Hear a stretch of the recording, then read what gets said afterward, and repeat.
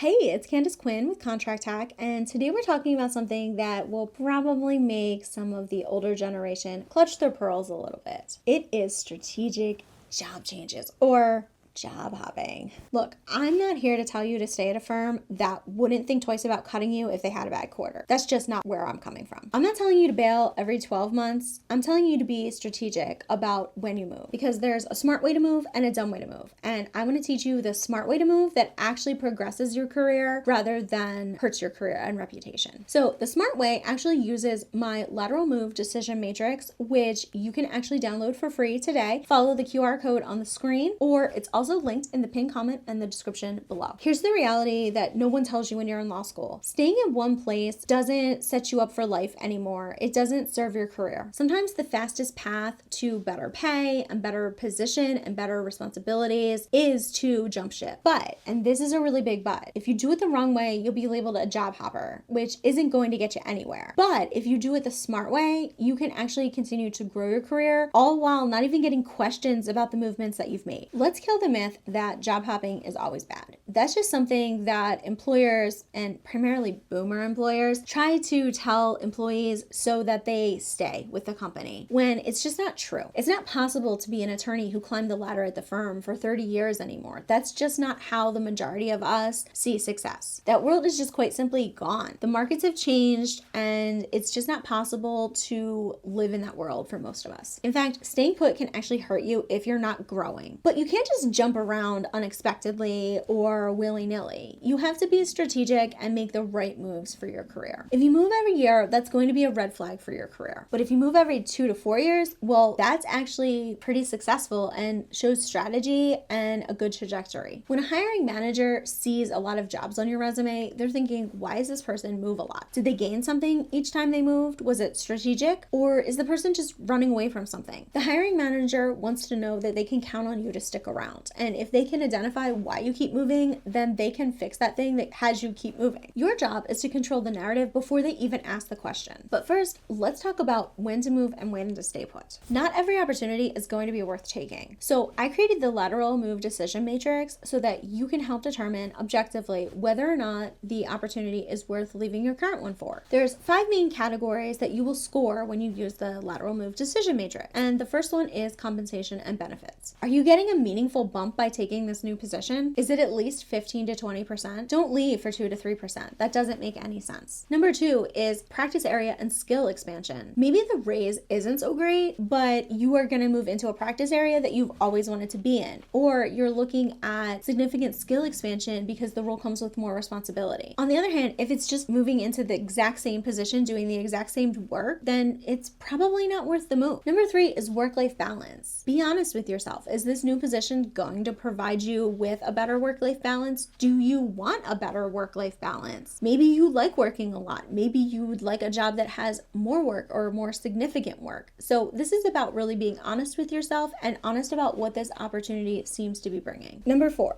career development. Does this role come with mentorship or training? Does it come with something that will help you advance your career? If you're just moving to become a cog in a bigger machine, is it really worth the move? Number 5 is reputation and client base. Does this move enhance your resume? Prestige matters even if we pretend it doesn't, and so we do want to consider how a certain role will look on our resume. So once you've gone through these 5 categories, you're going to score your current job, and then you're also going to score the new opportunity, and you're going to compare those numbers. If there's not a 15-point difference between the 2 opportunities, and I mean 15 points ahead for the new opportunity, then the new opportunity is not worth taking. This is what I developed and what I've used for all of my in-house career moves. For me, it helps me remove the emotion of the job search and the excitement of a new position, or the fact that I might be unhappy in my current position. This is what helps make me strategic and not a job hopper. But now you need to know how to craft your narrative when you are interviewing for that new opportunity. You need a clean and compelling story, not an excuse, not a complaint. For example, I wanted to, and at a specific goal, and this opportunity allowed me to, and say your specific outcome. So for me, it might be I left my first in-house counsel position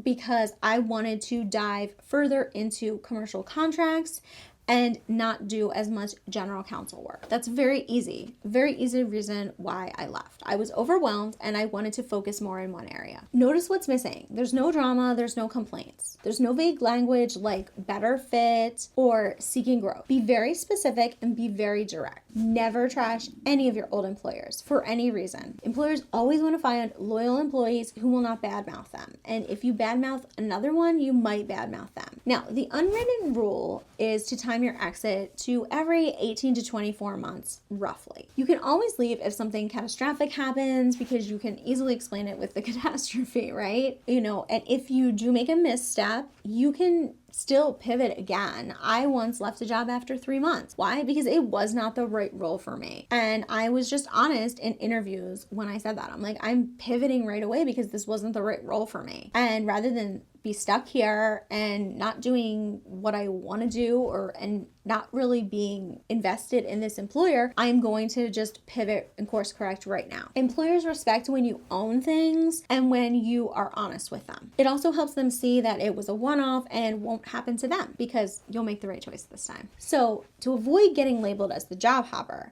there are some key tips that I have. One is to never move without progression. Whether it's responsibilities, whether it's title, always seem like you are progressing in a move. Even if it's a lateral progression because you're moving to a different practice area, always make the move seem like you are progressing in your career in the way you want to. Never leave before you accomplish something. You always want to have some type of accomplishment that you did in that role that you can put on your resume before you leave. Whether it's a large deal, a process development, some type of project, preferably some type of quantifiable metric that you can put on your resume to show that you accomplished something.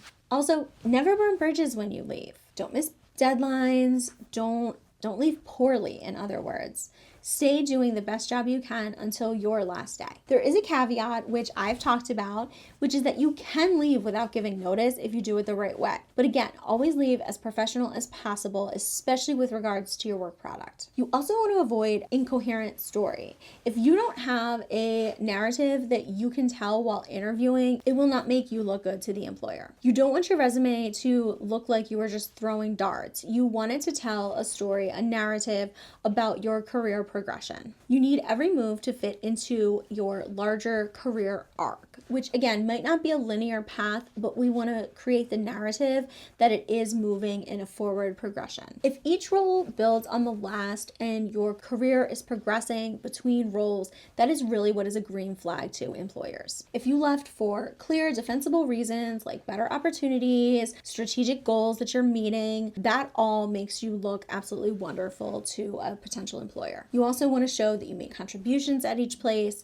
and that you stayed long enough to make those contributions actually amount to something. Your career is the long game. It is chess instead of checkers. You're not just playing it to win one round, you're playing it to win the whole thing. You need to separate yourself from the attorney that job hops successfully and the attorney that self-sabotages when they job hop. Every move needs to be part of a plan or a plan that you can articulate after the fact. So always ask yourself, where do I want to be in 5 years? What skills or experience do I need to get there? And if you're evaluating a move, does this move get me closer to that goal? But never move out of anger or boredom or because somebody on LinkedIn made their new job sound amazing. The attorneys who thrive in the market are the ones who build portable skills that they can take with them no matter where they go. These are things like niche expertise, strong relationship, and a reputation for good work product. That's what makes you valuable wherever you go. So yes, move when it makes sense, but make sure you're doing the full evaluation first. And again, if you want that lateral move decision matrix, go ahead and download it right now. And if you are looking for some personalized one-on-one coaching as you get ready to make your move, or if you're in the process of making a move, go ahead and schedule a call with me. You can follow the QR code or the link is in the pinned comment and description below. I would love to chat with you and find out if we're a good fit to work together. Bye for now, hackers.